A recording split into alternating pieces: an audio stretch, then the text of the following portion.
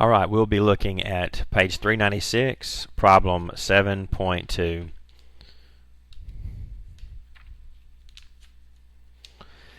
This problem states that a couple plans to have 3 children. There are 8 possible arrangements of girls and boys. For example, it could be girl, girl, boy. First 2 kids are girls, third's a boy. There are 8 equally likely arrangements. A part says list all of the possible arrangements. Well, first, how do they come up with 8? Well, we're having 3 children, 3 blanks here, and each one can clearly be either a boy or a girl. 2 outcomes in each blank. Using our multiplication principle, 2 times 2 times 2 is 8. This would be the same as flipping 3 coins. 8 possible outcomes. Well, let's write down all these possible outcomes. Since there's 8 of them, 4 of them will have a boy being born first, and 4 of them will have a girl being born first. Well, clearly, they could all 3 be boys. Boy, boy, boy. It could be boy, boy, girl. It could be boy, girl, boy. Boy, girl, girl. And now I'm starting to see kind of a little pattern here. 4 B's, then 4 G's. 2 B's, 2 G's. Well, 2 more B's, and then 2 more G's. B, G, B, G. B, G, B, G. These are the 8 possible outcomes. And it says in the original, we are to assume that these outcomes are equally likely. Since all of these outcomes are equally likely, the chance of any of them happening is 1/8. Since each outcome is equally likely,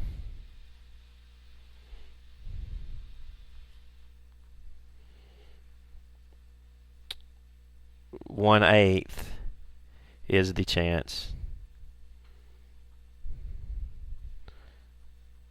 that any particular event occurs. This entire set here is called the sample space.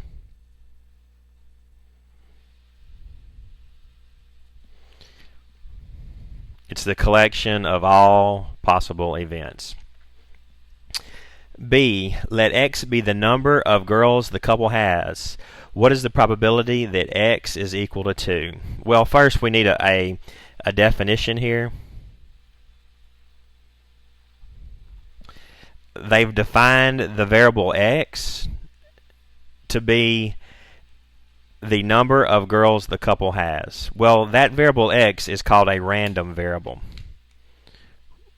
This will be perhaps the most important definition from Chapter 7. Random variable. From your notes, a random variable is a variable whose value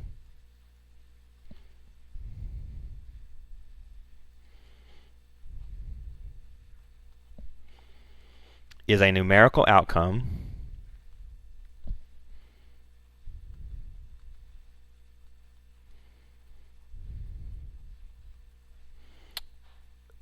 of a random phenomenon.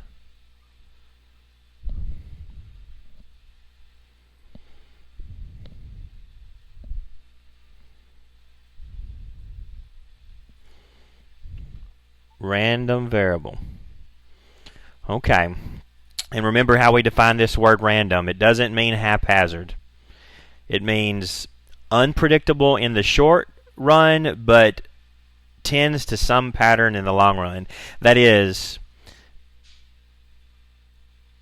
I don't know if the next three kids are going to be girl, girl, girl, or girl, girl, boy, or any of these particular ones. But I know if we looked at thousands and thousands and tens of thousands of repetitions of three children being born, that they would fit this sample space, and they would all tend towards a 1/8 chance, provided that each outcome is equally likely.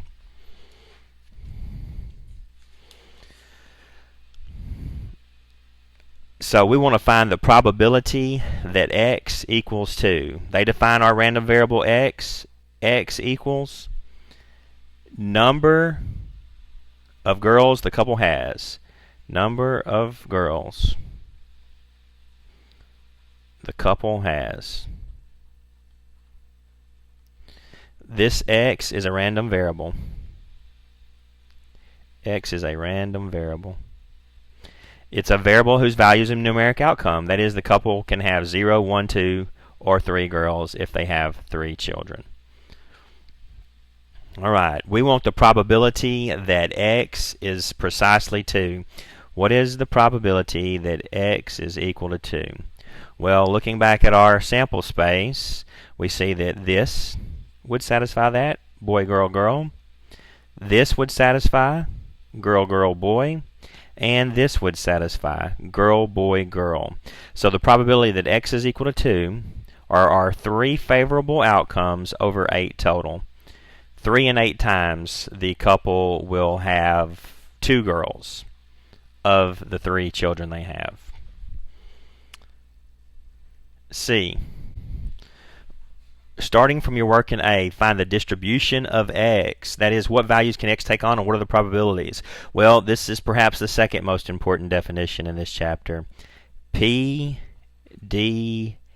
PDF stands for probability, distribution, function.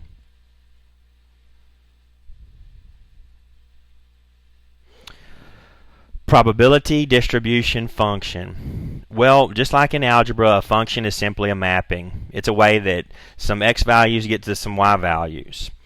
Also, like in algebra, we're going to think of a function in 2 different representations, a table and a graph. And in this case, we're going to look at a table. So, here I come with a table. Of course, stats has to be different. It's not exactly math, so we're going to draw our table sideways primarily. We will have the variable x, and this x is the same random variable as defined in B. That is, x is the number of girls the couple has. Well, instead of saying y here, we're going to use function notation and call this p of x. That is the probability that x occurs. Again, it's just a function, it's a mapping. We're going to have some x's here and the associated probabilities here. Well, x is the number of girls the couple has. Clearly, the couple could have no girls, 1 girl, 2 girls, or there could be all 3 girls, in which case the father would be very sad. Alright, so now we simply have to count these, referring back up to the previous one. Well, we know already the outcome for 2. The chance that there are 2 girls is 3 and 8. Well, I hope you realize that 1 would be exactly the same, because if we have 1 girl, we're going to have 2 boys, and certainly the chance of having 2 boys would be the same as 2 girls. So 1 girl should also be 3/8. Let's see if we can look back up at our table. We're looking for 1 girl. 1 girl, 1 girl, and 1 girl. Indeed, there are 3 out of 8 situations that 1 girl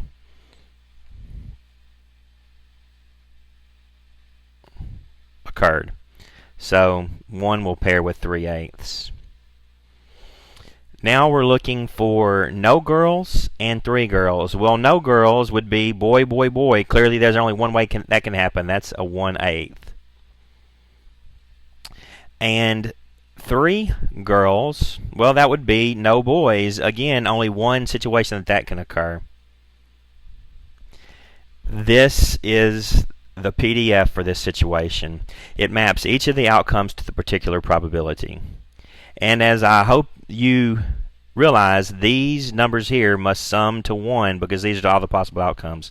Well, 1 plus 3 is 4, plus 3 more is 7, plus 1 more is 8. Indeed, all of our probabilities sum to 1. All probabilities in our sample space sum to 1. Right?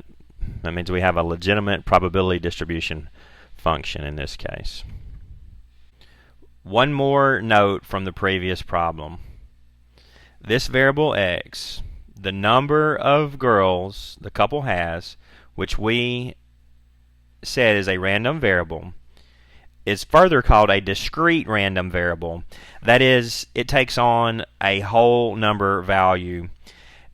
0, 1, 2, or 3. It couldn't be 1.7 or 2.6 or whatever. It's not continuous. It's not a portion of the real number line. It is 4 distinct points. X is a discrete random variable. Later on we will contrast that with a continuous random variable.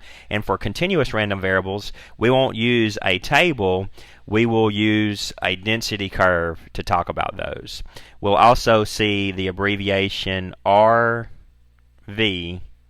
for random variable.